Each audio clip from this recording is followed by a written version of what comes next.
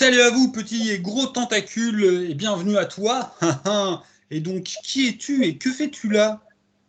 Bonjour, alors je m'appelle Gauthier Venning, je suis enseignant, mais à côté de ça, je suis également écrivain. J'ai le plaisir d'écrire des livres dont vous êtes le héros. Et tant qu'à faire, j'écris également des articles de temps en temps, des chroniques, des retours de lecture pour le fanzine, le MOOC, le marteau et l'enclume. Voilà, que voici. Je me suis mis à la page. Ah, t'as les nouveaux, c'est bien. Ouais, j'ai les deux hors-série sur les livres dont vous êtes le héros que j'ai lus. Mhm. Et les deux hors-série, j'ai pas eu le temps de faire tous les livres dont vous êtes le héros dont vous parlez. C'est pour ça qu'on se met à plusieurs, hein. Justement, on segmente le travail, on est jusqu'à 10 rédacteurs, et ça permet, quand il y a de la grosse quantité à faire, pour l'aspect très encyclopédique, ça permet justement de réduire à une petite quantité de livres à lire par chacun. Ok, bah donc du coup, on va commencer avec le marteau et l'enclume, qui est un fanzine. Comment tu le qualifierais?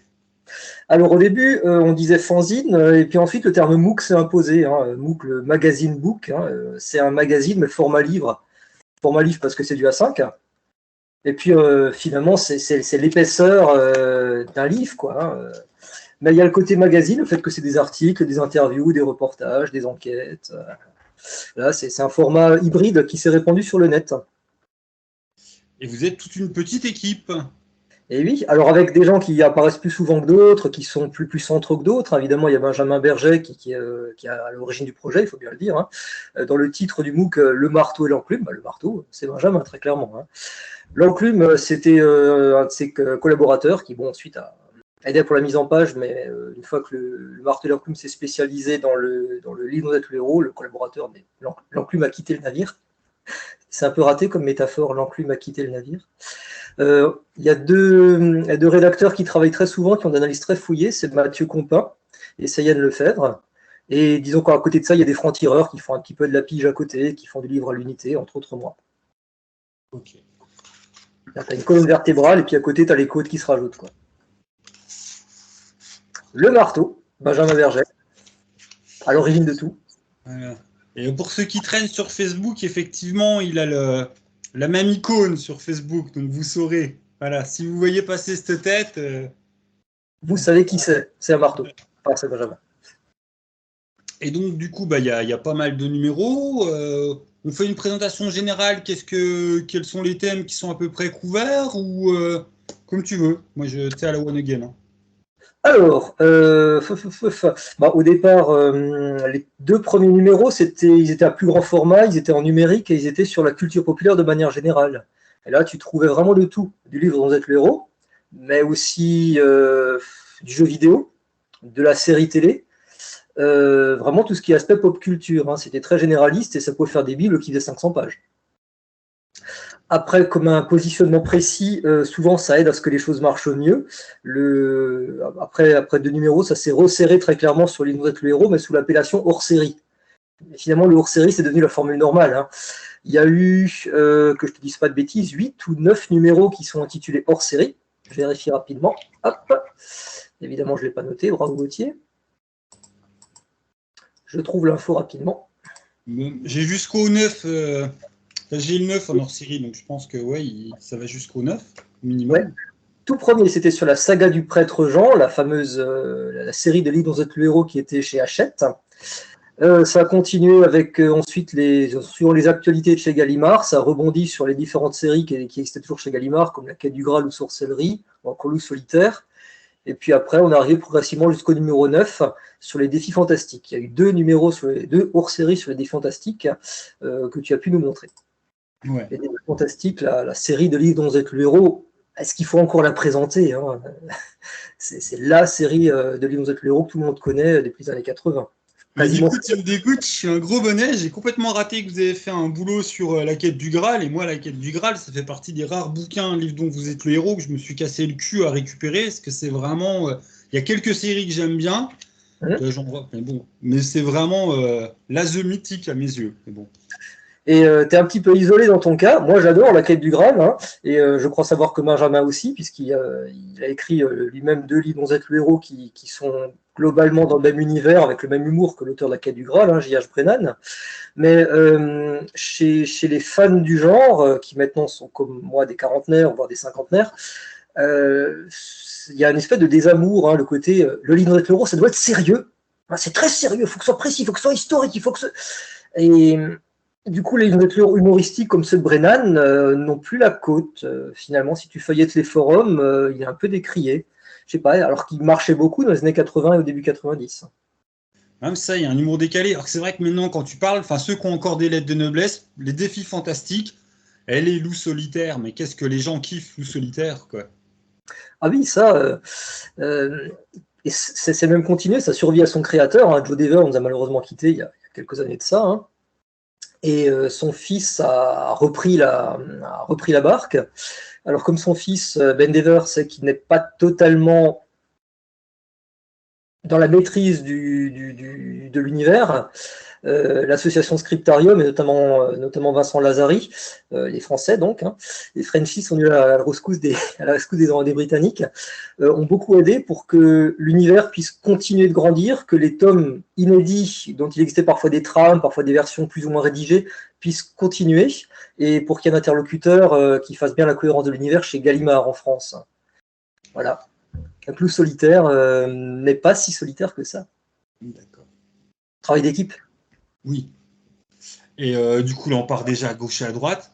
Hop, le marteau et l'enclume. Donc, ça couvre les livres dont vous êtes le héros. C'est des retours de critiques, c'est-à-dire, il n'y a pas que ça. Il y a des petits articles, des fois des interviews. Mais c'est-à-dire, en gros, il y en a un de vous qui se fait un bouquin et qui ramène tout simplement une présentation, ce qu'il en a pensé, les points forts, les points faibles. D'ailleurs, les types d'analyses sont vraiment différentes en fonction de qui intervient. Oui. Alors, le magazine est organisé en une partie subjective et une partie objective. La partie subjective, c'est ce que tu viens de dire, c'est les retours de lecture. Et là, il y a des chroniqueurs très variés qui chacun ont une attente différente, ils ont un horizon d'attente de lecteurs différents. Il y a ceux qui sont encore dans l'effet Madeleine de Proust par rapport au livre, parce qu'ils l'ont lu quand ils étaient ados, ou ils connaissaient la série étant ados. Dans ce cas-là, il y a une espèce de code d'amour par rapport au livre, quand bien même on se rend compte de ses défauts. Il y a ceux qui sont un peu analytiques sur le fonctionnement en tant que jeu, hein, parfois de manière très très poussée, très précise. Il y a ceux qui lisent la VO, hein, comme le fait Yann Lefebvre. Moi, j'ai tendance à faire une espèce d'introduction biographique à mes retours de lecture, où le premier paragraphe, je dis donc, comment j'ai pris connaissance du bouquin. Est-ce qu'on me l'a offert à une convention? Est-ce que je suis amené à venir le titre parce que la couverture m'a plu à un moment? Ou est-ce que je me rappelais avoir lu quand j'étais en sixième? Ou voilà, hein, bon, un petit encart biographique pour amarrer le truc. Après, généralement, je raconte l'histoire en donnant la structure, mais en évitant de spoiler. J'ai tendance parfois à faire des petites piques humoristiques quand je sens que tu sens le truc qui a été écrit trop vite, quand le bouquin prête le flanc, que tu peux tranquillement te moquer, ça arrive que je le fasse. Et j'essaie de terminer par une petite... que j'ai aimé le bouquin ou pas, j'essaie de terminer par une qualité qui pourrait donner envie de lire le bouquin. Ça, c'est ma technique de lire ma technique pour présenter. Et chacun sa petite technique, hein. Yann Lefebvre, encore lui. Et on sent qu'il a une formation universitaire poussée parce que dans ses analyses, notamment des Terres de légende, dans leur série 8, si la mémoire est bonne, il a exactement la formulation d'un bon essai universitaire, mais agréable à lire, où il sait te faire saillir le mot, te rapprocher de choses qui étaient éloignées dans le bouquin, que tu n'aurais jamais pensé à rapprocher, et puis c'est connexe. C'était passionnant à lire, du coup, ces retours sur les Terres de légende. Les Terres de légende, aussi bien les livres dont vous êtes le héros, Terres de légende, que les jeux de rôle Terres de légende. L'un s'appelle l'épée de légende, l'autre Terre de légende. Ça, c'est pour la partie subjective du marteau et l'enclume, hein, les retours de lecture. Ça fait une bonne moitié, voire les 2 tiers du bouquin. La partie objective, c'est plus Benjamin qui va gérer. Souvent, ça va être des interviews. Voilà, par exemple ça. Des interviews, il s'arrange. Je ne sais pas comment est-ce qu'il fait. Il arrive à trouver les créateurs, il les débusque. Je ne sais pas s'il les fait suivre par des tueurs à gages ou quoi, mais il arrive à trouver des gens qui, normalement, sont incontactables. Avec plein de petites anecdotes sympas, hein. J'en ai bavé pour retrouver ma page préférée, où on fait qu'on a McKenna qui nous parle des censures qu'il a subies. Et donc là, par exemple, sur un ouvrage où tu as des vampires qui butent des gens, Le problème, c'est qu'il y a des gouttes de sang légèrement proches du sein de la vampire. Et ça, c'est absolument inacceptable. Voilà. Non, Tu non, peux avoir une gueule dégoulinante de sang, que tu as tué des gens, mais une goutte de sang près du nichon, oulala, c'est le mal. Pardon. Et c'était une censure au Tipex parce que l'éditeur il avait téléphoné au dessinateur et pour lui demander la correction, puis en même temps qu'il lui causait, il s'est rendu compte, tiens, en fait, je pourrais corriger ça moi-même, puis il prend son Tipex et puis il charcute le truc. Et a remonté le décolleté aussi au feutre, hein, ça se voit dans la comparaison que tu as montrée. Oui, c'est bien, je montre bien l'image. Voilà, donc on a la version originale avec un décolleté travaillé, voilà, il y a ce genre dentelle quoi, avec les gouttes de sang, et puis là, tu as un gros machin noir dégueulasse au feutre avec tout d'un coup tout qui disparaît. Quoi. Alors maintenant, je vais dire, travaillant un peu dans l'édition, enfin, travailler un peu pour l'édition, moi, ça me choque même pas tant que ça. Je veux dire, les éditeurs, ils ont parfois un petit peu leurs idées fixes, ou ils ont leurs idées de ce qui est leur fenêtre d'Overton du public, hein, qu'est-ce qui est acceptable par le public cible. Et s'ils sont capables de faire la correction eux-mêmes de manière simple, en discutant un peu avec toi, plutôt que de faire des trucs en loose day, là, au moins, le gars, il a dit ce qu'il faisait, il l'a fait, voilà. Faut reconnaître que ça n'a pas été fait dans son dos, puis bah, lui-même, quand il en parle, ça a l'air d'être pas un traumatisme. Hein. Il ramène ça comme une anecdote marrante, et c'est vrai qu'à relire, c'est plutôt marrant. Sinon, il y a aussi les censures forcément sur les trucs qui sont un peu trop religieux, parce qu'il y avait des histoires de croix, machin, enfin bon. Ah, voilà, ça, c'est curieux. des articles de fond, pardon. Ça, c'est curieux parce que c'était pour les illustrations d'un livre dont vous êtes le héros où le personnage était très clairement un exorciste. Donc la présence d'une croix était totalement logique. D'ailleurs, l'un des objets qu'on possédait au départ de l'histoire, c'était clairement un crucifix. Donc pourquoi ne pas le représenter si le texte dit que tu as un crucifix et que tu t'en sers? Là, il y a une espèce d'illogisme. Là, ça me surprend plus. Mais comme dit, l'éditeur doit connaître son public, doit savoir ce qui était, ce qui passait ou ce qui passait pas pour la littérature jeunesse, pour la jeunesse britannique, fin années 80, début années 90. Ils ont un peu la règle à suivre. Voilà, ils les suivent. Oui, voir les groupes de parents excités aussi, parce qu'il y a, je pense plus d'ailleurs que c'est les groupes de parents excités dont il fait gaffe que directement le lecteur. Je sais pas, après, je projette. Ou ne pas effrayer les libraires, ne pas effrayer les bibliothécaires. Il peut y avoir des tas de raisons différentes, en fait. Mais donc, c'était pas pour t'amener 15 jours sur la censure, c'était bien pour montrer qu'il y a des articles de fond où vous allez avoir plein d'anecdotes, en fait, voilà, d'auteurs qui sont... moi, dans les 2 exemplaires que j'ai, c'est pas mal des interviews. Et effectivement, il arrive à les avoir, et puis tu as des échanges qui sont... c'est pas une page et demie, hein, ça peut être gros, l'interview. Oui, certaines sont assez détaillées et parfois ça déterre des informations. Hein. Alors, Benjamin ne se contente généralement pas des interviews qui sont déjà présentes, plus ou moins traduites, qu'on peut trouver sur les forums ou sur le site la Bibliothèque des Aventuriers ou autre. Il va vraiment poser des questions fraîches. Et fraîches aussi, comme on dit en alsacien, fraîche, hein, c'est insolent. Dans le tome que tu nous as montré, les questions qui avaient été posées lors du Fighting Fantasy Fest récent, le Fighting Fantasy Fest 4, des fois c'était un peu clash, hein, demande à Livingstone si l'aspect commercial le dérangeait pas, pourquoi est-ce qu'ils faisaient des bouquins si durs, parce que franchement c'est trop dur, tu sais, ça y allait quoi. D'ordinaire, j'avais aussi vu passer des interviews faites par Scriptarium, souvent c'est beaucoup plus rond, beaucoup plus lisse hein, chez Scriptarium, là, s'il y avait le côté... Et c'est comme ça que tu fais sortir les réponses. Hein. Oui, puis du coup, Livingstone, par exemple, si on est sur son interview, ça n'a pas l'air plus de le déranger que ça. Le gars qui est géré, il n'en est pas à sa première interview, il a quoi? Il a la soixantaine, il approche les 70, il était patron d'une boîte de jeux vidéo, il sait répondre à quelqu'un, quoi. J'aime bien celle-là. On n'oserait plus la faire, cette photo, avec les 3 Lara Croft un petit peu dénudés. Hein. Avec la madame sur ses genoux et tout, non, ça par exemple, au niveau censure d'aujourd'hui, ça serait peut-être moins, quoi. La sensibilité a changé. Ouais.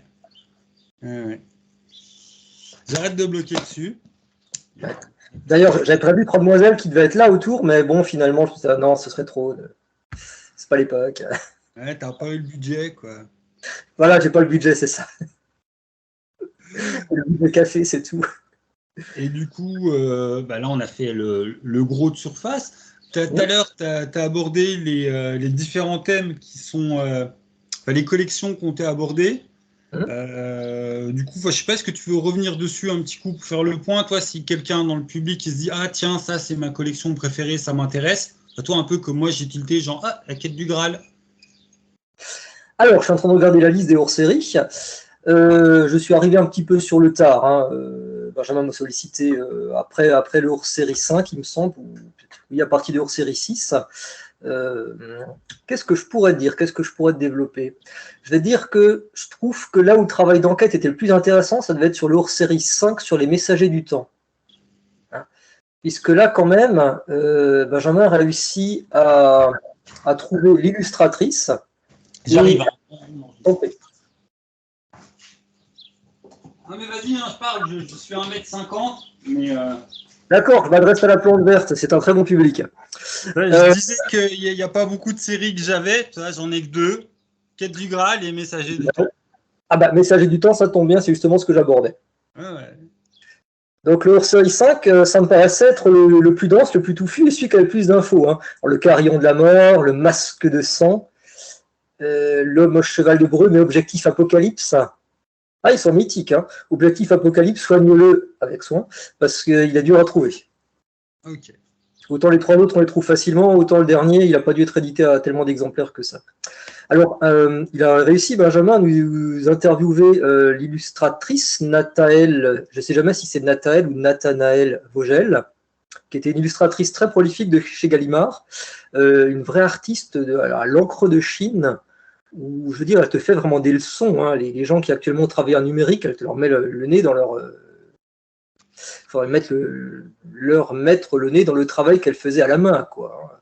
En allant souvent se documenter sur place. Quand elle te faisait un numéro sur le Moyen-Âge, enfin le tome sur le Moyen-Âge que tu viens de nous montrer, me semble, le premier, elle allait au musée de Cluny pour voir les armures, elle se promenait dans Paris pour voir à quoi ressemblaient les bâtiments encore médiévaux pour les redessiner tels quels.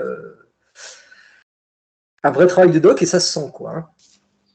Allez, ça c'est les Mollus, les fameuses sorcières du Marais. Ça, c'est Mimol. Mimol, le moine qui est mimou. Il a la moitié du visage qui est molle et l'autre moitié qui est rigide. Et ça me fournit un pont intéressant. L'auteur qui porte un faux nom sur la couverture, un James Campbell, qui est sans doute un nom qui est inspiré de Joseph Campbell, l'inventeur du monomythe. Je ne sais pas si c'est la peine qu'on explique ce que c'est, le monomythe. Ouais, je pense que tout le monde est au courant. Hein. Bon, le monomythe, la trame standard des histoires, qui soi-disant ce serait la trame des contes, quelle que soit l'époque ou quelle que soit la civilisation. T'as dit un soi-disant, ça c'est intéressant par contre, si tu veux qu'on vienne par là, parce que le monomythe qui est présenté comme un truc absolument accepté, c'est décrié. Hein. On n'est pas, voilà, il n'y a pas tout le monde qui trouve que c'est une super analyse et que c'est vachement bien. Par contre, ça te donne un schéma qui fonctionne, et tu sais que les films hollywoodiens sont fondés dessus. Alors peut-être que c'est une mauvaise analyse de départ, mais ça donne un bon résultat à l'arrivée, quand on essaie de l'appliquer. Et l'auteur, donc, à mon avis, il a pris ce pseudonyme en rapport à Joseph Campbell, parce que je veux dire, tu as 2-3 tics par-ci par-là où tu vois qu'il a lu le Joseph Campbell. Hein. Le personnage d'Idemaru dans une caverne, hein, exactement comme dans le monomythe. Hein. Le héros est dans la caverne au début, où il y a j'en perds mes mots, où il y a le mentor qui doit le mener vers l'aventure. Voilà, je veux dire, ça suit assez clairement la trame. L'auteur de son vrai nom, c'est Jean-François Ménard, c'est un traducteur de chez Gallimard, qui a eu plusieurs vies. Il a travaillé dans le cinéma avant, il faisait des petits métiers dans le ciné, et il est lui-même écrivain. Il a écrit plusieurs petits romans. Il est traducteur sous un tas de pseudonymes différents. En fait, il a eu plusieurs vies et plusieurs facettes dans sa vie, dans sa manière d'écrire, peut-être illustrées par ces différentes facettes. Et moi, j'aurais tendance à faire un lien avec le fait que c'est les personnages du Messager du Temps. Déjà, ça peut être un homme ou une femme, tu peux choisir, c'est la spécificité de la série. Pas unique à la série, mais une spécificité qu'on retient pour cette série-là. Et les personnages ont souvent l'occasion de se déguiser. Ou alors ils sont autre chose qu'eux-mêmes, ils portent des masques. Il y a vraiment quelque chose par rapport à l'identité, la figure du double chez Ménard. Le moine Mimol, qui est 2 choses différentes, il est mou et il est dur. Et c'est le cas d'autres personnages dans le premier tome. Tu as Zeugma, qui est un personnage qui est la raideur même, puisqu'il est pendu. Il est défini que par la verticalité, la rigidité dans le roman. Et si tu ne rencontres pas Zeugma, qui est la ligne droite, tu rencontres les Mollus, qui elles sont des femmes, mais elles sont plutôt dans la rondeur, dans le mou. Tu vois, il y a toujours 2 choses comme ça. C'est bifide, il y a 2 faces. Toi, on joue une fille ou un garçon, on a à choisir quel jumeau on joue. C'est pas tu choisis ton sexe au début de l'aventure et c'est innocent. Les 2 personnages sont là, tu en joues un. Et l'autre ne disparaît pas. L'autre a un rôle dans l'histoire en fonction de ce que tu fais comme choix. C'est pas choisir celle de ton perso comme choisir ta classe. Pardon, excuse-moi. Ah, je t'en prie. Même ça, je voulais expliquer, mais même par rapport à ça, toi, c'est pas un truc que tu as souvent. Généralement, dans un livre dont vous êtes le héros, au début, toi, des fois, tu choisis un guerrier ou un sorcier ou un machin, et le choix que tu fais pas, il s'efface, et le héros, c'est celui que tu as choisi. Là, le choix que tu ne fais pas, il s'efface pas, ça devient ton concurrent dans tout ton. Ouais, c'est l'antagoniste dans toute la série globale. Donc, c'est important. Quand tu lis les défis fantastiques, la légende de Zagor, c'est vrai qu'au départ, tu choisis parmi 4 personnages, et effectivement, tu joues ce personnage. Les autres, comme tu as dit, comme ça. Alors, ce serait intéressant de les faire apparaître, oui. J'ai pas réfléchi, c'est vrai qu'en termes d'histoire, ça rajoutera un petit supplément d'âme. Le jumeau que tu joues pas, il réapparaît généralement à la fin, il sert un petit peu de Deus Ex Machina pour te sauver les miches quand tu es en mauvaise posture. Voilà. Non, pas. Vous avez un concours pour savoir qui c'est qui récupérera la couronne. On s'en fout. Et je vais être honnête, je ne sais même plus qui la récupère à la fin. Puisque de toute façon, c'est toujours une espèce de match nul à la fin de chacun des 3 premiers tomes. Et à la fin du 4e tome que j'ai lu récemment, où je ne suis même plus sûr de qui l'emporte. Pour le savoir, il faudra le jouer. Voilà, exactement. Ne spoilons pas, comme tu l'as dit. Et j'en reviens à Ménard. Il a quand même signé, même s'il s'est déguisé sous un pseudonyme de James Campbell, il a quand même signé finalement son bouquin d'une manière que je crois que personne n'a spécialement remarqué. C'est que dans le tome 4, Objectif Apocalypse, il fait apparaître un personnage qui s'appelle non pas Ménard, mais Nardem. T'inverses le nom. Et quand on voit quel est le travail que fait ce Nardem, il est présenté comme un journaliste, mais en fait, ce qu'il fait, c'est exactement le travail qu'il faisait chez Gallimard. Tu vois, il se fait apparaître lui-même dans le bouquin, et c'est un portrait qui n'est pas flatteur. Il insiste bien sur le fait qu'il est bien en chair, que c'est un gros gourmand, qu'il a sale caractère, qu'il passe son temps à gueuler. Il n'est pas tendre avec lui. Il y a le côté Hackley, mais Hackley très visible.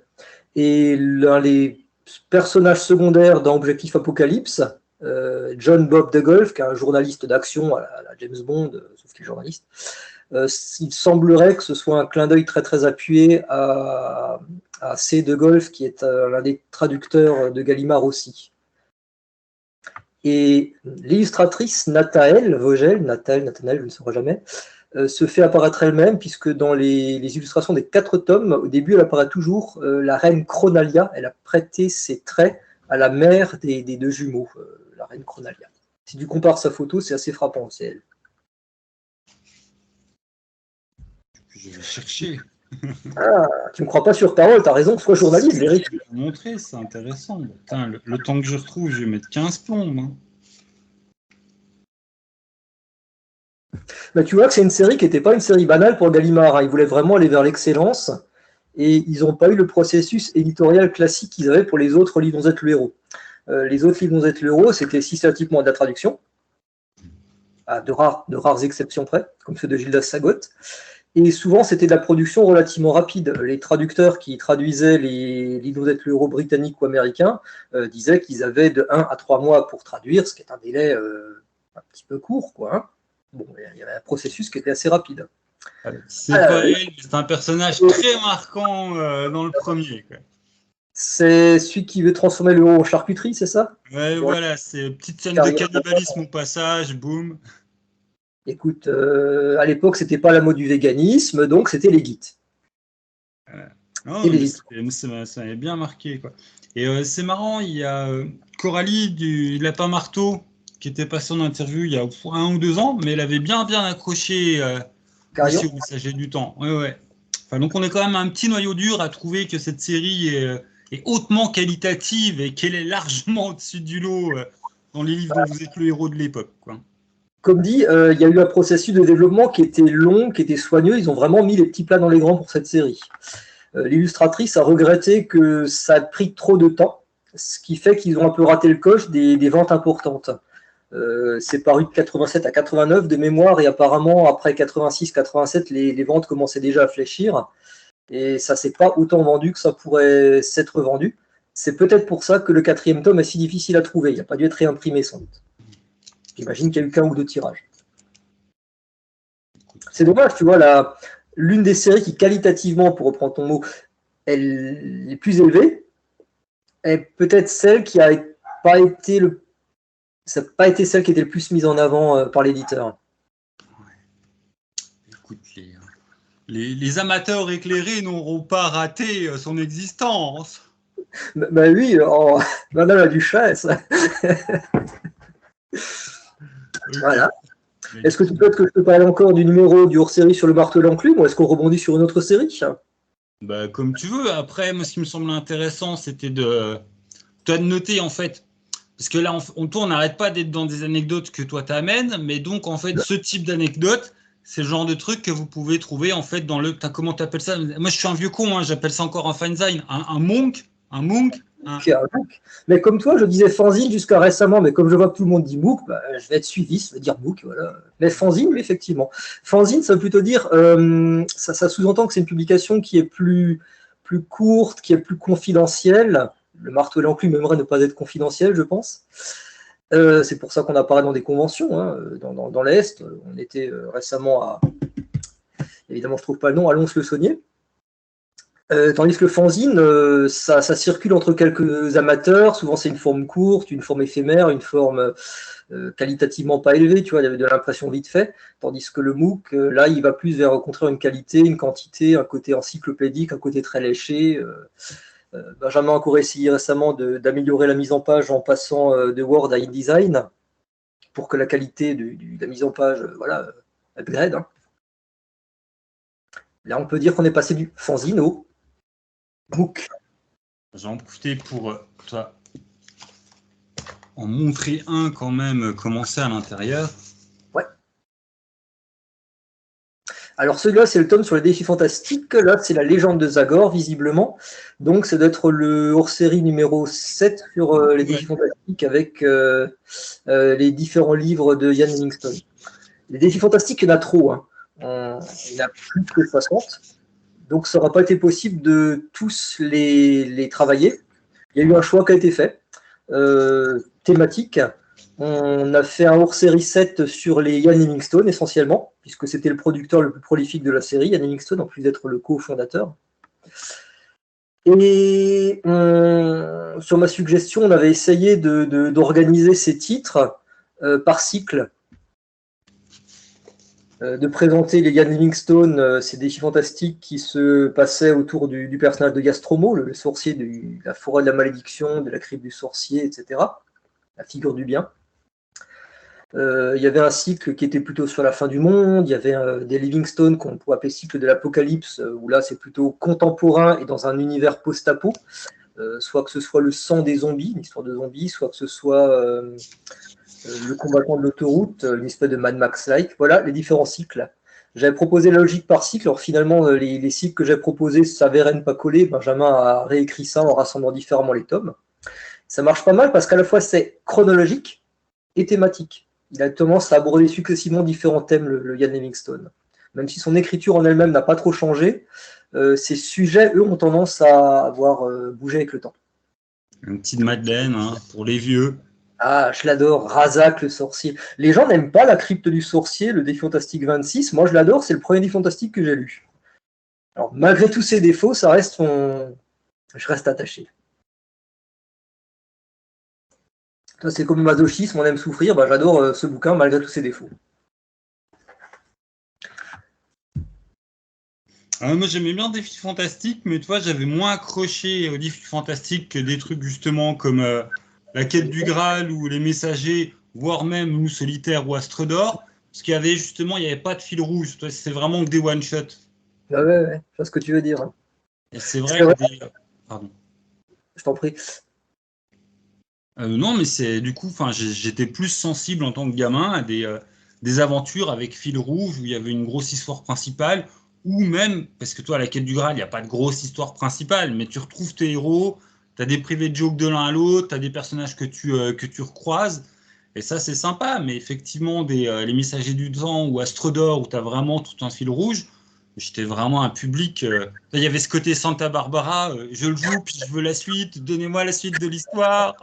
Je ne pourrai pas dormir tant que j'ai pas la suite de l'histoire. Je veux savoir ce que devient le loup solitaire. Est-ce qu'il arrive à tuer ou pas les puissances du mal, les maîtres du mal, hein. C'est vrai que c'est des séries qui marchaient beaucoup sur le côté addictif. Il y aura peut-être un travail à faire sur la comparaison avec le roman feuilleton. C'est peut-être pas totalement les mêmes logiques que les séries télé ou que les romans feuilletons, parce que ça se termine pas souvent par un cliffhanger, finalement, un livre 11 l'euro, sauf peut-être de Joe Dever, éventuellement. Mais il y a une logique sérielle qui se retrouve. On aura sans doute des points communs, hein, entre le roman feuilleton, la série télé, tout ce qui se consomme au kilomètre, en fait, hein. Et tant que le public a une adhésion, ben on rallonge, en essayant de trouver un moyen terme entre le qualitatif et le quantitatif. Bah, c'est une des choses. Pardon. En termes de série télé, là où je trouve, puis du coup ça rejoint un peu sur l'époque où ça fait très série télé, ça fait un peu penser aux épisodes. Tu vois, dans les années X-Files, tu avais les trucs qui étaient pas du tout liés à la trame principale. Puis tu avais les épisodes qui avaient un début, une fin, mais quelque chose à voir avec la trame principale. Ben, je trouve qu'on avait un peu ça dans les livres-jeux qui étaient à toile, au sens, à la fin de ton épisode, ok, tu as ton histoire, mais il y a quelque chose de plus grand qui enfile, qui n'est pas encore achevé. Mais pourtant, tu as ta parenthèse qui est fermée, un peu toi comme dans un épisode justement d'X-Files où tu avais un début, une fin, mais quelque chose qui était en suspension. Je sais pas si je suis clair ou si je raconte de la merde.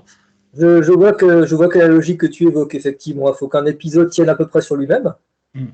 Mais en même temps, quand tu regardes une saison dans son entièreté, il faut que tu aies un fil rouge, tu as parlé de fil rouge avant, qui aille à peu près du début à la fin de la saison, qui soit l'originalité de cette saison-là. Ce sera la saison où Mulder va retrouver sa sœur. Ouais. Ou ce sera la saison où on apprendra enfin qu'il est gorge profonde.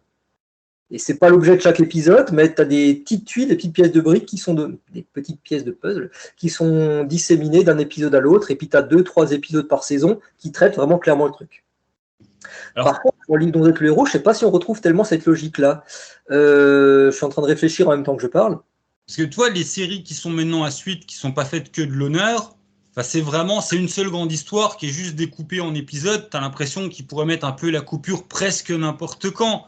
Et que, oh tiens, là, on va la mettre sur un cliffhanger. Enfin, c'est bête, mais putain, comment ça s'appelle déjà? Le truc avec les dragons. Ah, je vais me faire conchier. L'entrée de Martin. J'ai le titre seulement en anglais. Pas la danse des dragons.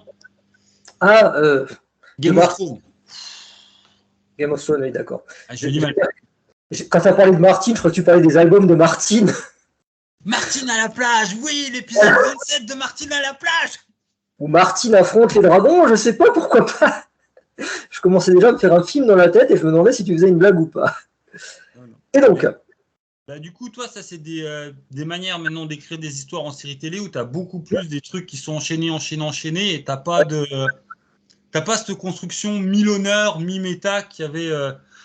faut que j'arrête de t'emmener dans ces histoires de X-Files comparaison. Enfin, tu m'arrêtes dans mon délire si tu veux, mais oui, il y avait ce côté semi-autonome. Et je trouve dans des livres dont vous êtes le héros, tu vois, on revient sur les messagers du temps. Tu vois, tu as le début, la fin de l'aventure, tu es allé à une époque, mais le truc, il reste toujours en jeu. Ça tient finalement au format. Je veux dire, une série télé, tu la vois épisode par épisode, donc tu la vois a priori forcément dans le bon ordre. Tandis que un livre dont vous êtes tous les héros, tu en as toute une pile en désordre à la bibliothèque ou à la librairie, et tu n'as aucune assurance que le lecteur va commencer par le premier, même s'il y a une numérotation. Le lecteur peut très bien avoir lu un ici, un là, en avoir lu un avant l'autre. Donc il faut finalement que le bouquin tienne à peu près sur lui-même. Tu prends les sorcelleries de Steve Jackson. Les sorcelleries chacun tient sur lui-même. Chacun te fournit un objectif, une quête, dans un univers qui est donné comme à peu près cohérent. Le tome 2, faut aller de l'entrée à la sortie de la ville. C'est comme aller de l'entrée à la sortie d'un labyrinthe. La logique est la même. Hein. D'ailleurs, Steve Jackson avait dessiné sa ville dans le tome 2 de Sorcellerie, exactement comme il avait dessiné le labyrinthe du sorcier de la montagne de feu. Hein. Une entrée au sud, une sortie au nord, et puis au milieu, il coule une rivière. Hein. C'est des structures qui reviennent un peu en boucle comme ça. Ou tu prends le tome 3 de Sorcellerie, les 7 serpents, il faut que tu ailles de la ville jusqu'à une forêt, tu traverses une plaine, en devant essayer de croiser au passage chacun des 7 serpents et si possible de les tuer. Là, c'est dans une histoire plus vaste, mais si tu la connais pas, c'est pas grave. Tu sais qu'il faut... Pardon, petit souci technique. Voilà. Tu sais que tu dois faire ton parcours pour une raison qui est bonne, mauvaise, peu importe, un MacGuffin, voilà, 7 MacGuffin et 7 serpents, et tu les suis. Ça suffit. Et ce qu'il y avait avant, finalement, tu l'imagines. On sous-estime souvent l'imagination du lecteur. Ce qu'il y aura après, tu l'imagines aussi, si tu as que le tome à l'unité. Souvent, moi, personnellement, j'avais longtemps lu que le deuxième et le troisième sorcellerie, et j'avais ni le premier ni le quatrième. Ça suppliait par l'imagination. Je me contentais d'imaginer ce qu'il y avait avant et ce qu'il y avait après. Avec une série télé, tu peux pas. Donc, le bouquin, il tient sur lui-même, il est dans une série, mais il tient très bien sur lui-même. Gaspillé, mais avec les nouvelles séries télé, les anciennes, c'était construit pour que tu puisses les voir quand tu voulais. Et c'est souvent que dans les rediffs, c'était un gros mélange. Toi, des vieux épisodes de Buffy ou d'X-Files, à part justement les épisodes méta qui font avancer l'intrigue générale, tu peux même mélanger les saisons sans trop te perdre. Tu vois un peu que les acteurs ont de l'âge, mais à part ça, effectivement. C'est vrai que c'est un truc que tu peux plus maintenant. Mais voilà, on digresse. Donc tout ce genre de sujet, c'est dans le marteau et l'enclume, avec un peu moins de délire sur les séries télé. Comme dit, les deux premiers numéros faisaient la part belle aux séries télé. Hein. Si mon navigateur veut bien m'ouvrir mon exemplaire, hop, puisque le marteau et l'enclume existe aussi bien en version imprimée, on a montré nos exemplaires, qu'en version numérique. Hein. Pour faire le commercial, hein, comme si c'était un commercial de bagnole, le numéro qualitatif imprimé, ici, il est à 15 ou 20 suivant l'épaisseur, euros, tandis que la version numérique est systématiquement à 5 euros. Maintenant, je regarde ma version numérique, et le premier exemplaire, c'est pas le bon. Où ils sont? Ah, voilà. Je suis dans le sommaire du tout premier numéro, le marteau et l'enclume de l'été 2019, le numéro 1. Eh bien, il te parlait du Hellfest, il te parlait du livre audio de Harry Potter, il abordait la question des Avengers au cinéma, du jeu vidéo Shenmue, quoi que ça puisse être, des jeux de société Saboteur, de bande dessinée avec Tintin et l'Alphart. Il y avait déjà quelque chose sur les messagers du temps, et je voulais parler de séries télé, et bien sûr, c'est pas ce numéro-là. On voit que c'est du direct. Hein. Alors, le numéro 2, ça doit être celui-là, qu'il aborde comme série télé The Walking Dead. Il aborde la série, pas télé, mais la série des films Freddy. Et Game of Thrones, hein, mais plutôt sous l'aspect du livre audio. C'est le livre audio de Game of Thrones qui est évoqué. Et puis, de toute façon, on a tous notre petite culture cinéphilique et série-philique, hein, télémaniaque. On ne peut pas s'empêcher de faire des comparaisons quand on lit des livres dont vous êtes le héros. Déjà, des fois, parce qu'en fait, c'est à l'origine du bouquin. Quand tu lis les Livingstone, encore lui, quand tu lis les Livingstone, souvent tu te rends compte qu'il y a une inspiration qui vient d'un film de ciné. Tu lis son Île du Roi Lézard, la créature a au-dessus le roi lézard a au-dessus de la tête une créature qui ressemble énormément à à l'inséminateur d'Alien, le facehugger. Sauf qu'au lieu d'avoir sur la face, il est en couronne finalement. Le combattant de l'autoroute, le défi fantastique de Livingstone sur du post-apo à la testostérone et au carburant, très clairement, voilà, tu arrives souvent à faire un pont comme ça avec une pop culture années 80. C'est encore plus le cas, c'est au moins autant le cas pour le successeur, le nouveau Ian Livingstone, qu'on évoque dans le hors-série numéro 9, Jonathan Green, qui apparemment va être l'héritier, hein, c'est le continuateur de... Il est arrivé sur le tard dans les défis fantastiques. Alors, qu'est-ce que tu montres? Ah oui, effectivement, le roi lézard avec son facehugger qu'il en guise de couronne. Ouais. Ça passe mal. Pareil, la mienne, elle passe son temps à essayer de faire le point, la caméra, mais bon, tant pis, on fera avec. Hein. Qu'est-ce que j'étais en train de dire? Je parlais de Jonathan Green, c'est ça? Oui. Le hors-série 9 du marteau et l'enclume, que je n'ai qu'en version numérique, le hors-série 9 du marteau et l'enclume est presque entièrement en entier consacré à l'œuvre de John Green, qui était quelqu'un qui est tombé dans le livre-jeu quand il était petit, hein, dans la marmite. C'est à 18 ans qu'il avait envoyé son premier essai à Marc Gascoigne, qui était à ce moment-là le directeur de collection de Fighting Fantasy, des Fantastiques. Alors il s'est fait recaler, mais on lui a dit écrivez-nous quelque chose d'autre. Alors il a écrit quelque chose d'autre, il s'est à nouveau fait recaler, Et c'est au deuxième ou troisième essai que finalement, après réécriture, etc., on a fini par le prendre. Donc à 20 ans, il était déjà un auteur publié pour le défi fantastique. C'est assez fantastique. Au sortir du lycée, le gars, à peine bachelor tout de suite, quand je t'ai dit qu'il est tombé dans la marmite étant petit. Et il a écrit des tomes à partir du moment où les auteurs traditionnels commençaient un peu à lâcher l'affaire. Livingstone n'écrivait plus très souvent, Steve Jackson, ça fait très longtemps qu'il n'écrivait plus, il a arrêté en 86. Certains auteurs se sont un peu éloignés, hein, comme Peter David Evans qui a fait 3 tomes d'inspiration Lovecraftienne et puis il est passé à autre chose. John Green, il a un petit peu repris l'héritage, c'est un peu la seconde génération. Et maintenant, c'est un peu devenu le maître du jeu. Il a aidé Steve Jackson à terminer son dernier défi fantastique, hein, Les Mystères de Salamonis. Ils l'ont coécrit. Steve Jackson étant un peu diminué par la maladie, n'a probablement pas pu tout faire lui-même, et on reconnaît dans Salamonis les gimmicks d'écriture de Jonathan Green. Hein. Et les 3 apparaissent ensemble à la Fighting Fantasy Fest. Hein. Il y a vraiment une espèce de passage de relais qui est fait pour que John Green devienne finalement le continuateur une fois que Ian Livingstone et Steve Jackson ne pourront plus. Hein. Voilà, tu veux que je te parle encore de Jonathan Green? Tu veux que je te parle d'Escape Book? Alors, fun fact. Fun fact, il a fait des tas de trucs formidables, Jonathan Green, mais il n'a jamais écrit d'Escape Book.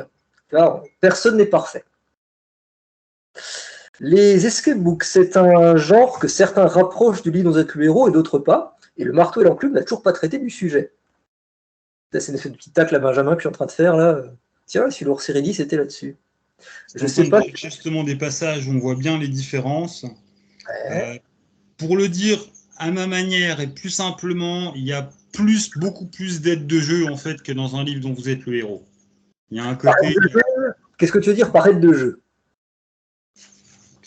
Par rapport à l'utilisation des dessins, par rapport à des pages comme ça, tu n'as pas du tout ça dans. Enfin, peut-être des petites mécaniques qui ne sont pas du tout le livre dont vous êtes le héros. Alors, ça a davantage le côté livre-objet. Ah, les combinaisons. C'est sûr que c'est un genre qui est hybride, les scrapbooks. Alors, je précise pour les auditeurs que là, on est en train de dévier, on est en train de passer du sujet du marteau et l'enclume à mes propres écrits, hein, puisque je suis un moteur des scrapbooks. Qu'est-ce que je peux te dire? Je sais que le hors-série 10 sera sur Sherlock Holmes et qu'il n'est pas impossible qu'il y ait un article de l'auteur de l'escape book Le piège de Moriarty qui pourrait revenir sur l'écriture de ce qu'on est escape book Le piège de Moriarty, qui est, je crois, le titre qui s'est le mieux vendu en français parmi la série escape book de chez l'éditeur 404. Donc là, on y aura peut-être un petit début de prise en compte de l'escape dans le hors-série sur l'île dont êtes le héros. Parce qu'après, si moi je dois faire une transition, c'est qu'effectivement, je trouve, au risque de choquer les vieux puristes, vas-y, choc. C'est du livre dont vous êtes le héros avec des nouveaux outils. Hein. C'est aussi ce que je pense. Je comprends pas tellement. Forcément, je suis dedans. Hein, je suis très subjectif sur la question. Je défends un petit peu mon bébé. Hein. Je trouve que les escape books, c'est exactement ce que l'éditeur avait dit au départ, c'est-à-dire c'est des livres dont vous êtes le héros 2.0. Si tu fréquentes beaucoup les forums consacrés à Nous êtes le héros, tu te rends compte que finalement, le livre dont vous êtes le héros actuel, il est vu par les francophones essentiellement à travers le prisme de son passé. Son avenir est vu à travers le prisme de son passé. Que ce soit dans l'article qui avait été fait sur France Inter, sur le site net de France Inter, que ce soit en partie dans les premiers chapitres du livre de Raphaël Lucas, Enquête des livres dont vous êtes le héros, ben, finalement, tu as l'impression que notre héros n'est vu qu'à travers son passé. Et que quand on veut évoquer l'avenir, on n'arrive à parler que de réédition, de ce que deviennent les vieux auteurs, des Français qui rééditent des tomes qui avaient été perdus. Tu dis oui, mais c'est des choses qui datent des années 80-90. Il y a de l'écriture neuve, le genre a progressé. Après l'éclipse que Linotte Leroux a connue dans les années 2000 et tout début 2010, il y a eu une reviviscence, c'est revenu. Alors, il n'y a plus des grandes séries iconiques comme à l'époque de Gallimard où tu avais un rayonnage entier, où tu avais la charte graphique unique, hein, où tu as que les couvertures blanches avec le petit logo coloré, hein, ça rentrait vraiment dans l'œil. Il n'y a plus ça, tu as des petites séries. Ça c'est devenu mythique. Hein. Tu as des séries qui ont moins de tomes, tu as des séries qui sont plus banales, qui sont davantage pour une littérature jeunesse à premier âge, mais disons jusqu'à 12 ans. Tu vois, c'est moins massif, mais il y a une écriture francophone contemporaine du livre Nous êtes le héros qui n'est plus celle des années 80-90. C'est un âge d'or qu'on croit indépassable, mais on l'a largement dépassé. Entre autres avec l'escape book précisément. Je peux expliquer peut-être aux auditeurs ce que c'est, ce fameux escape book dont on leur rebat les oreilles depuis 10 minutes. Ceci n'est pas le escape book, c'est un exemplaire. Bisous à l'autruche. Non, j'ai toujours pas fini de lire. Tu l'as pas fini? Non. Ouais, mais c'est dans ma pile des trucs pour l'été. Voilà. Bon, tu liras sur la page, il y aura des grains de sable entre les pages, mais c'est pas grave, on t'en voudra pas. Alors, l'escape book, c'est un livre le héros 2.0 qui en fait est un genre complètement hybride. C'est un mélange entre le livre dont vous êtes le héros et des genres à casse-tête, que ce soit les escape rooms, qui ont, enfin, voilà, tout le monde a bien vu que c'est devenu un truc très à la mode, y compris pédagogiquement, hein, l'escape game pédagogique, et les point and click qui n'ont jamais cessé d'exister depuis les années 80, hein, les jeux vidéo point and click, avec des combinaisons d'objets. Avec des jeux vidéo du type Shadow of the Comet, ou plus récemment, et là je suis en train de chercher, plus récemment il y avait eu un point and click sur le chat des Baskerville, qui était une enquête, hein, où tu avais une série de tableaux, il fallait essayer de cliquer sur l'image, ou d'associer deux choses ensemble.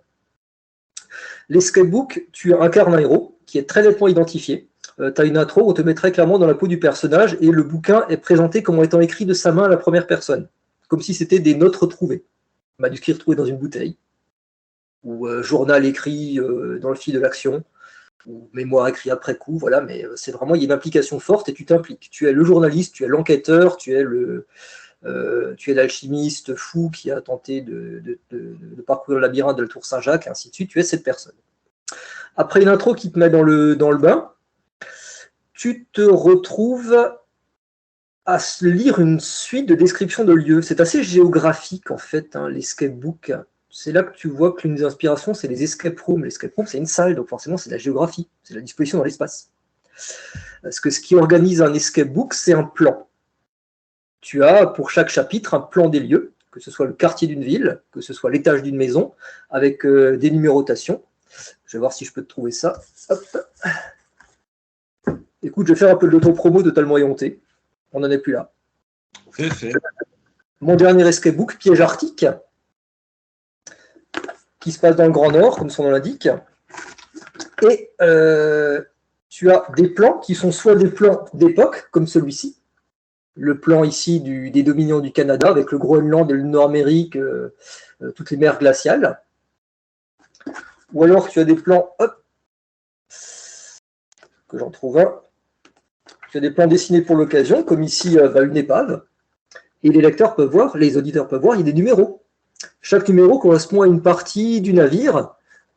Alors tu es forcé de commencer par une extrémité du bateau, mais après ton déplacement à l'intérieur du bateau est libre, tu te contentes d'aller au numéro qui correspond. Ça fonctionne tout à fait comme, pour en revenir au livre-jeu, au livre de héros, comme les plans que mettait J.H. Brennan dans ses quêtes du Graal, pour explorer certains donjons, et qu'il mettait aussi dans les lois ardents. Hein. Voilà, les plans numérotés typiques de J.H. Brennan, les escape books reprennent ça. Tu as la description détaillée du lieu, et dans chaque lieu, tu trouves des objets où tu es confronté à un code secret, à une porte que tu n'arrives pas à ouvrir. D'une manière ou d'une autre, il va falloir décrypter ces codes secrets, ouvrir ces portes, ouvrir ces cadenas, ouvrir ces coffres. C'est toujours une histoire finalement, c'est beaucoup d'histoires de portes. Hein. Ça va fonctionner par des astuces linguistiques, par des énigmes à numéros, par des messages secrets, qui sont des mécanismes. Souvent, on me dit dans les conventions, mais il n'y avait pas ça dans les livres avec l'euro. Ben, c'est pas vrai. Tu relis les livres avec l'euro typiques des années 80-90, c'est bourré d'énigmes, de messages secrets, de petites astuces, d'épreuves où il faut que tu devines un numéro. Simplement, on l'a oublié. C'est noyé dans le fil du récit, ce qui fait que les lecteurs, comme ça vient naturellement dans le récit, les lecteurs n'y pensent plus après. Oui, il y en a un ou deux par bouquin. Par exemple, toi, dans la quête du Graal dont on parlait tout à l'heure, il y en avait très régulièrement trouve un numéro là, note-les bien, parce qu'à la fin, il va falloir faire des additions, faire moins de trucs et aller au bon paragraphe. Alors, c'est d'accord que sur le niveau de la quantité, tous ces casse-têtes étaient moins nombreux quantitativement dans le livre de l'euro, ça je suis d'accord. Mais après, toutes les mécaniques étaient déjà là. Alors, quand je dis que ça marche à travers une série d'astuces, t'as pas souvent des rendez-vous hauts dans les livres, dans les escape books, tu n'auras pas beaucoup des rendez-vous hauts. Tu te déplaces soit sur un plan, soit c'est à toi de trouver le lien vers la suite. Si un personnage te dit qu'il te répondra uniquement à condition que tu répondes à son énigme, qu'est-ce qui se trouve au début de la nuit et à la fin du matin? Au début de la nuit et à la fin du matin.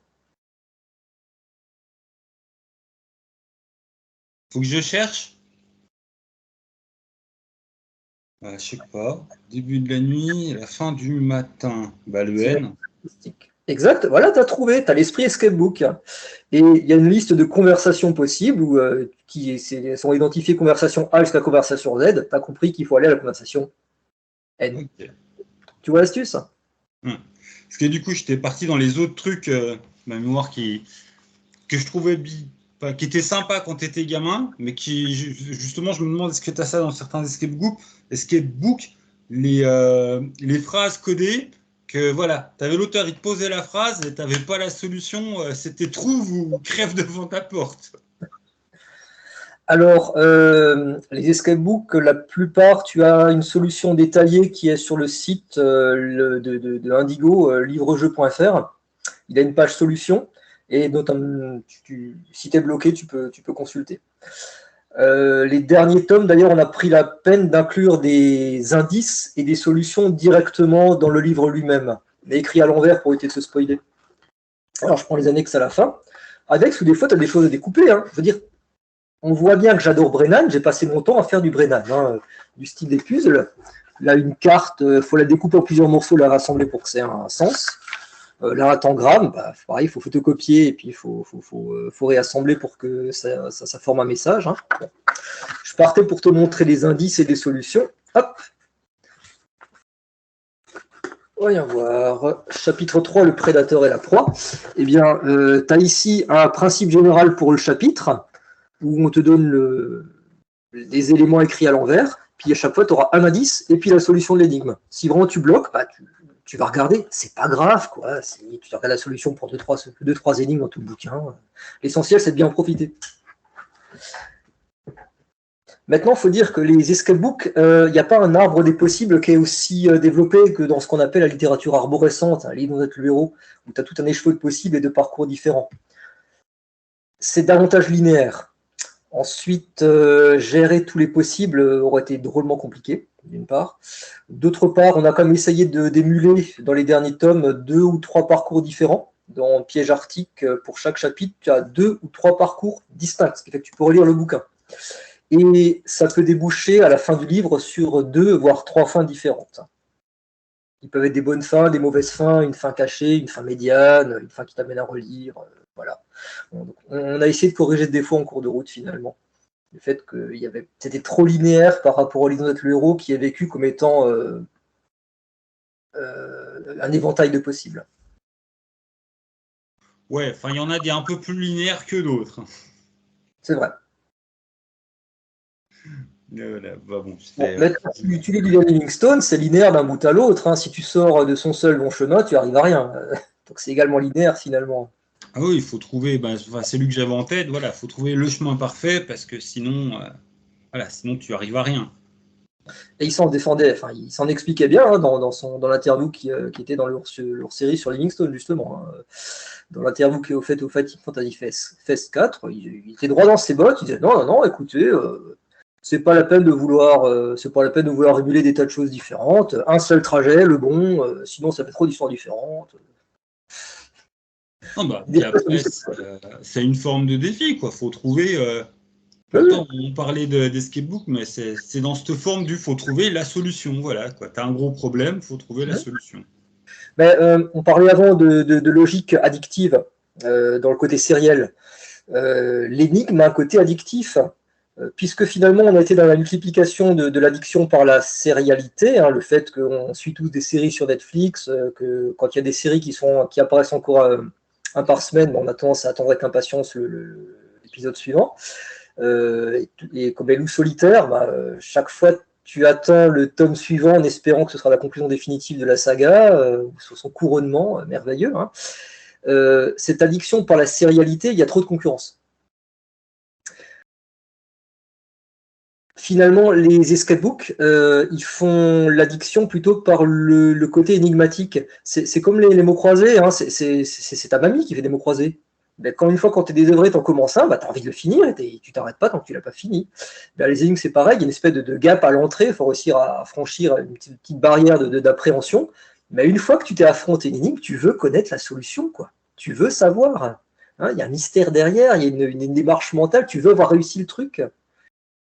C'est aussi une démarche d'addiction qui fonctionne, puisque le genre a fait florès. Soit dit en passant, le livre dont vous êtes le héros est d'invention anglo-saxonne.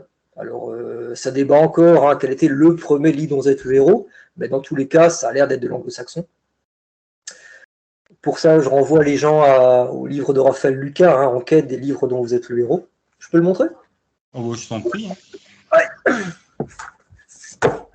Le voici. Je l'ai lu il n'y a pas longtemps, il faudra que je pense à faire un petit article sur un forum là-dessus. Raphaël Lucas, Enquête des livres dont vous êtes le héros. Et le premier chapitre, qui est bon, le chapitre un peu le plus historique, le moins digeste, alors que la suite, au contraire, se lit de manière très fluide, essaie de déterminer quel a été le premier livre dont vous êtes le héros. Et finalement, ça dépendait de la définition que tu donnes du livre dont vous êtes le héros, parce que tu lui trouves des tas d'ancêtres. Mais tous ces ancêtres sont anglo-saxons, quasiment systématiquement. L'exemple qu'on donne parfois de Raymond Queneau, il est un peu arrivé sur le tard, finalement. Hein, Raymond Queneau, le français, avec sa littérature inspirée des programmes informatiques. Hein, où tu pouvais suivre différentes lignes dans un conte.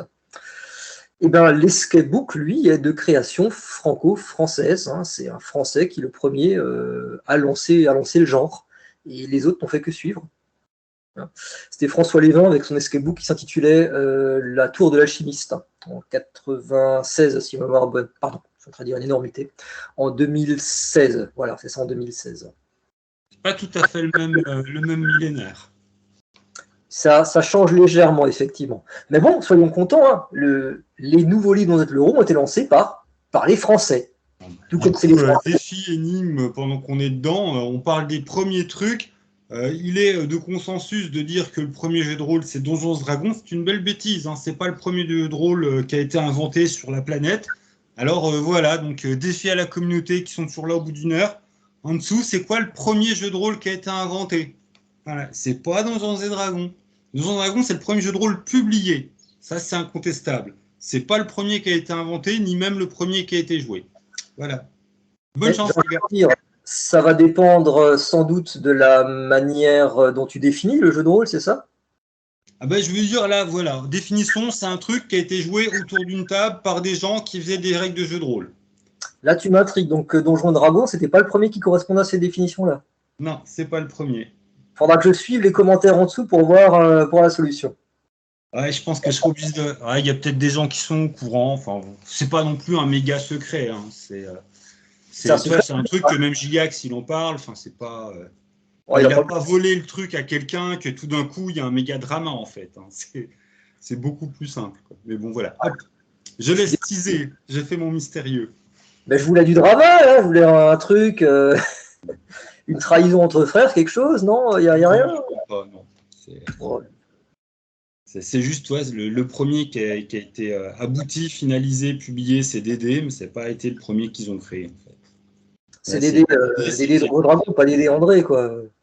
Oui. Pardon. C'est pas DD André. Ça c'est une blague qui mastifouée, quoi.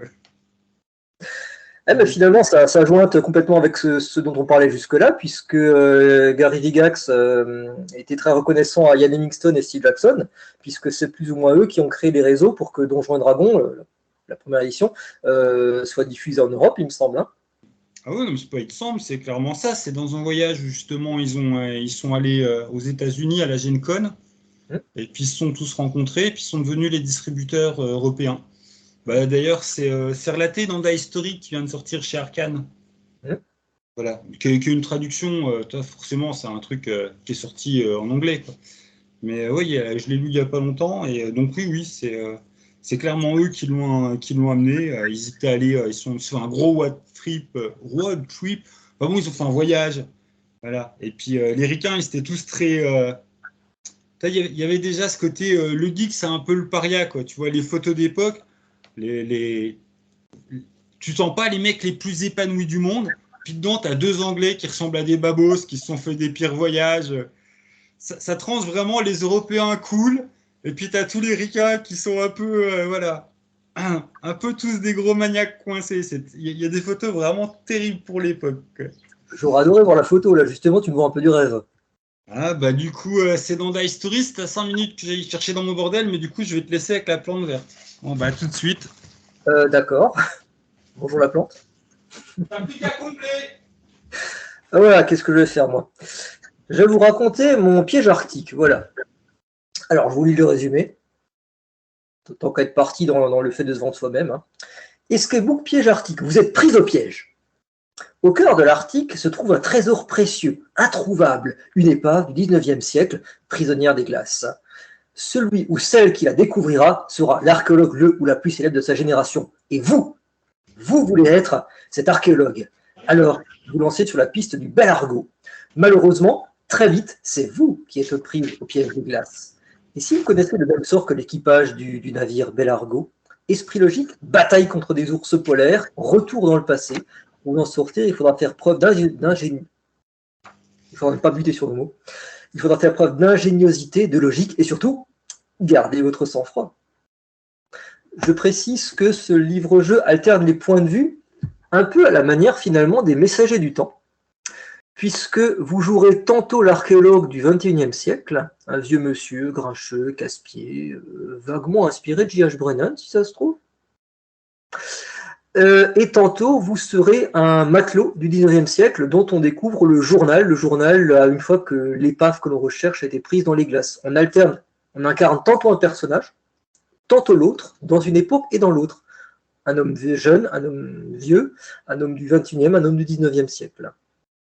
Et bien entendu, chaque point de vue complète l'autre. Il y a une espèce de jeu de puzzle dont vous trouvez les pièces petit à petit. J'ai fini de parler de moi-même. Mais je t'en prie.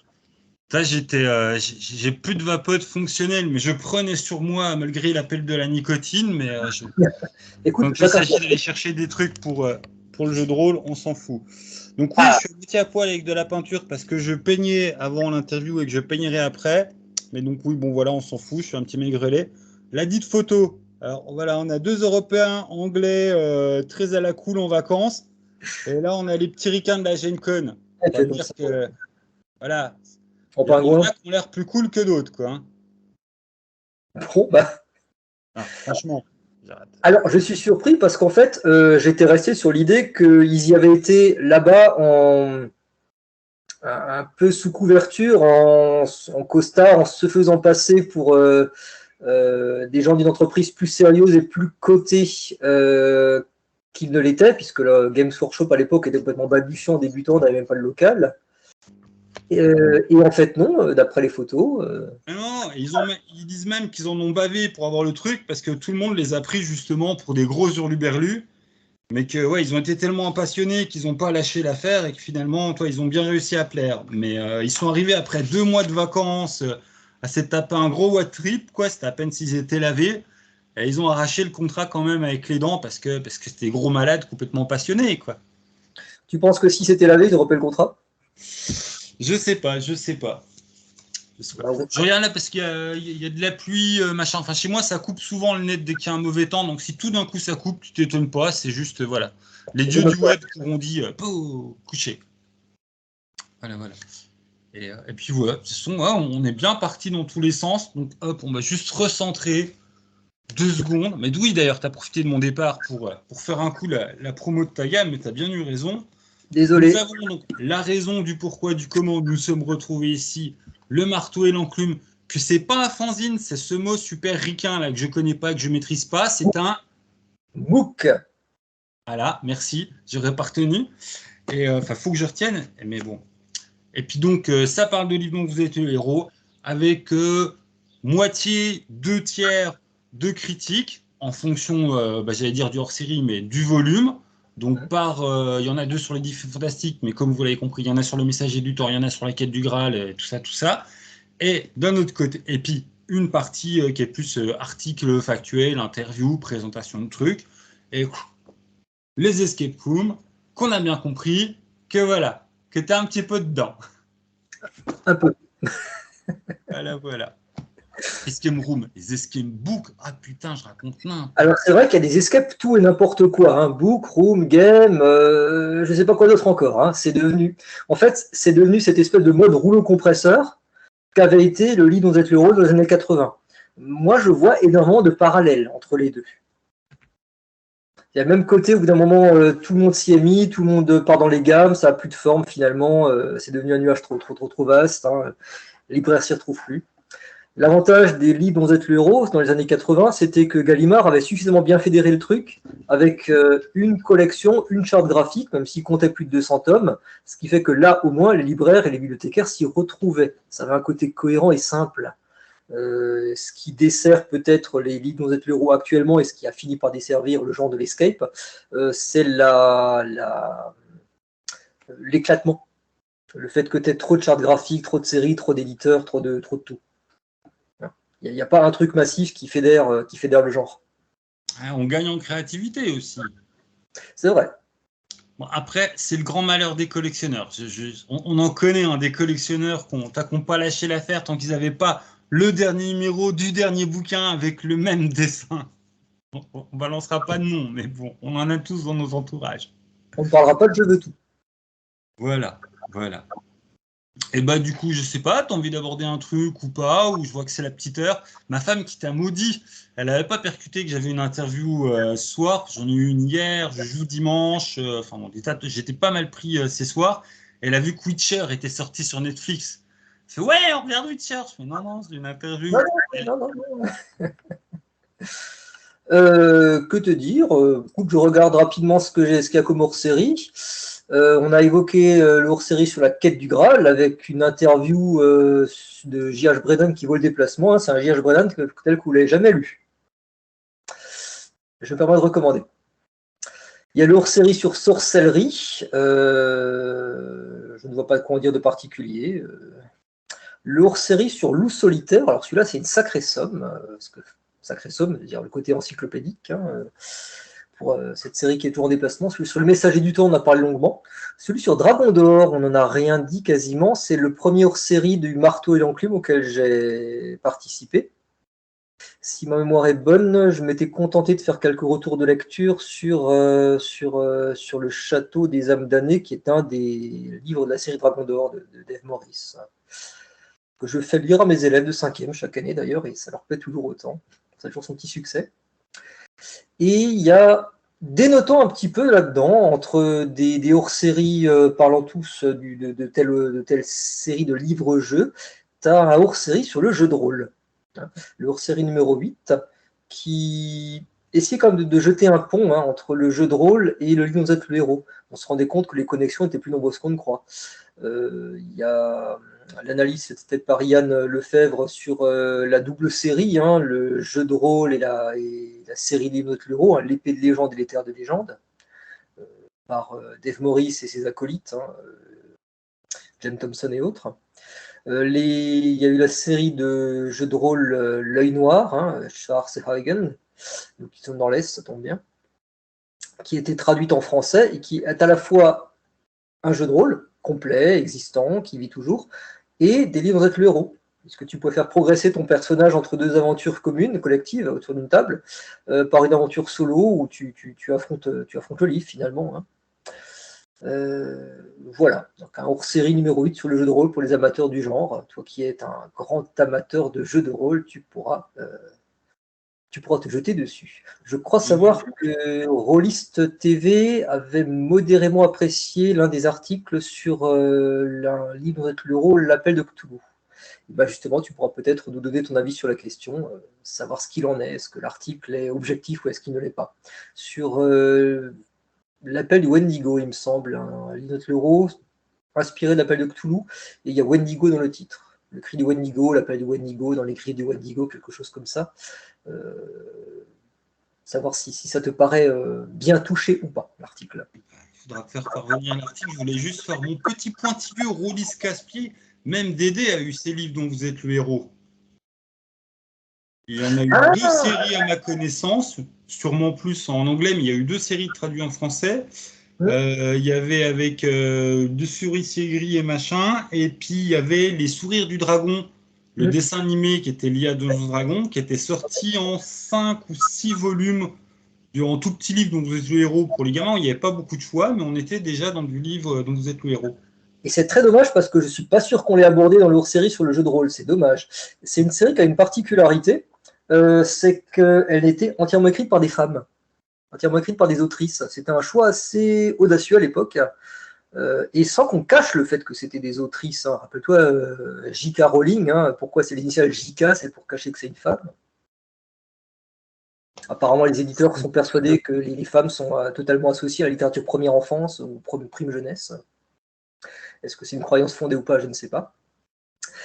Et oui, on aurait pu en parler, effectivement. J'en ai lu un il y a quelques temps. C'était le deuxième tome, Le labyrinthe du dragon, si ma mémoire est bonne. Avant C'est ça, celui avec le mec qui porte le bouclier? oui. Et son petit frère, il cherche un œuf de dragon dans un labyrinthe. Ouais, le petit dragon d'or. Je les ai joués il y a longtemps, mais ouais. Il y avait eu, tu faisais allusion, il y avait la série de livres-jeux Donjons et Dragons. Ça portait un nom, les quelque chose Quest. Je n'ai Ah, lu mais je qu'un. sais plus du tout. J'en ai lu un seul tome il y a très longtemps quand j'étais au lycée. Et en réalité, ça a existé avant les défis fantastiques. Le sorcier de la montagne de feu, le défi fantastique numéro 1, n'est pas de très loin le premier livre dont vous êtes le héros de ce type. Hein. Il y avait eu des tentatives différentes, y compris cette série consacrée à Donjons et Dragons. Mais il faut croire que ce n'avait pas les points de vente et les caractéristiques de jeu qui faisaient que ça touche le grand public. Ça restait peut-être plus confiné aux rôlistes, en fait. Du fait que c'était un, vendu en boutique de jeu, uniquement, par librairie. Et de deux, les caractéristiques du jeu, le moteur de jeu, la manière dont ça fonctionnait, n'était peut-être pas suffisamment consensuel pour toucher le grand public, peut-être. Et je vais peut-être dire un truc complètement con avec analyse spéciale sortie de mon chapeau, hein, pour rester poli. Le Oui, public anglo-saxon, il est quand même très sensible à la fantaisie. Enfin, j'ai fait un an d'études là-bas, ça m'avait surpris à quel point tu rentres dans un magasin, voilà, tu as un rayon fantastique et un rayon fantasy nettement plus élevé que dans n'importe quelle boutique française. Chez nous, que le genre est un peu, ouais, voilà, c'est un truc pour les gogoles, quoi. est-ce que c'est encore autant le cas? Parce que quand je vais dans un Moins, des mais structures ou autres, c'est c'est Angleterre, fourni, non? De nos jours, c'est devenu fourni. ça a dû un peu changer aujourd'hui. Ouais. Alors c'est vrai qu'à une époque, tout ce qui est littérature de l'imaginaire, comme on dit maintenant, ça marchait pas. Je me rappelle quand j'étais collégien, là je Bah, raconte ma vie. c'est pour des débiles, mais il faut le dire. C'est C'était pour pour des des gros débiles. tétis. C'était même pas ça, c'était qu'en fait le genre était invisibilisé. Les gens n'avaient pas d'avis dessus parce que les gens n'avaient pas de visibilité dessus. Quand j'étais collégien puis ensuite lycéen, je me rappelle une époque où la littérature jeunesse que tu trouvais, la littérature qui ne s'appelait pas encore la littérature young adulte, c'était la mode du réalisme. Et Tolkien ou Lovecraft tu le trouvais à la bibliothèque, mais c'était peu lu, les gens en parlaient pas trop, c'était assez underground. Euh, C'était une époque où tu te sentais un peu seul quand tu aimais Tolkien. Alors Et qu'on a c'est eu venu la par la chance quand même d'avoir du Philippe Ebli dans la bibliothèque verte quand on était gamin, et Rudiger le petit vampire en bibliothèque rose. Enfin, bon. Ah, je ne pas du tout. Ah, Ah, c'était. Bah, il y avait un peu de fantastique, mais il fallait vraiment le chercher, quoi. C'était des trucs. Mais toi, ça, bibliothèque verte et rose, moi je suis de 77. Ouais, ça date, quoi. Et Rudiger le petit vampire, c'est une série, en fait, c'était allemand, ça a bien cartonné, et c'est l'histoire d'un petit garçon qui fait pote avec un petit vampire, et c'est en bibliothèque rose. Alors après, ça reste très gentil, mais c'est quand même des vrais vampires qui bouffent des gens, quoi, en bibliothèque rose. les Allemands, ils sont spéciaux des fois. La littérature jeunesse allemande, et parfois, elle ose. Hein. Ah ouais, ouais, ils osent, quoi. Ouais. De toute façon, T'avais ils ont ça un. à côté de Oui Oui, quoi. Mais fuck Oui Oui, envoyez-moi Rudiger. Bah, voilà, oui, oui, vampirise, potiron le nain. Écoute, Oh, mais c'est clair. Ah, mais vivront désormais au pays des merveilles, mais au pays des jouets, mais la nuit. Voilà, avec que des voix luminescents. ah non, mais mais j'ai découvert ça au CP. Enfin, toi, voilà, t'as oui, puis t'avais ça à côté. C'est la lumière qui brillait, quoi. Bon, enfin bon, là, je pars, je vrille. Mais Et ouais, oui, Rudiger. J'étais en train de penser à quelque chose, mais j'ai perdu le fil de ma pensée. Les Allemands, c'est pas difficile de me faire causer sur autre chose, hein. Je suis comme toi. Les Allemands, ils ont un abord du récit qui est un petit peu différent du nôtre. J'ai l'impression, je me suis rendu compte en lisant les livres Joie et Noir qu'en fait, leur imaginaire est beaucoup tissé à partir du conte de fées, dans le récit fantastique. Et le conte de fées qui n'est pas raconté ni vécu de la même manière que pour nous. J'arriverai pas à t'en dire plus, mais il y a vraiment une spécificité de la littérature jeunesse allemande et du rapport au conte de fées. Malheureusement, j'en sais pas plus. Je sens juste que c'est différent. Ok, sujet à creuser. Ouais. Là, on ouvre des chantiers. Ouvrons les chantiers. Voilà. Alors, moi, je suis parti jusqu'au bout de la nuit si tu veux causer. Maintenant, j'imagine qu'il vaudrait peut-être mieux amener un mot de la fin. Ouais, bah je t'en prie, que ça, tu colles le mot de la fin et je peux filer recharger ma vapote pour enfin me nicotiner la tronche. Comme en gros, j'ai arrêté de fumer, mais c'est dur, du coup, nicotine. J'arrête de raconter ma life. Et ouais, de toute façon, on a refait le point, hein. Marteau en plume, les escape books, et puis voilà. Donc, Et Rudy, le petit vampire. ouais, à Rudiger le petit vampire. Et puis voilà, je te redemanderai les liens pour bien mettre vos liens, toi, pour vous trouver en dessous. Et puis voilà, donc je ferme ma bouche. Tu as le mot de la fin, je t'en prie. Alors, si vous voulez vous forger une bonne expérience de lecteur de livre-jeu, lisez Le Marteau et l'Enclume. Forger Marteau Enclume. Ouais, si j'avais une petite batterie, tu vois, je ferais un petit. Ouais, Voilà. Bah, merci à toi en tout cas. C'était distrayant. On a pu évoquer des tas de sujets. Merci à toi. c'était pas construit comme d'hab. Bah merci. Et puis bah je te récupère en privé de suite. Salut les gens. Et puis bah bonne découverte à vous si vous aimez le livre dont vous êtes le héros, tout Et le simplement. Marteau et l'Enclume. Hop. Alors normalement c'est dans la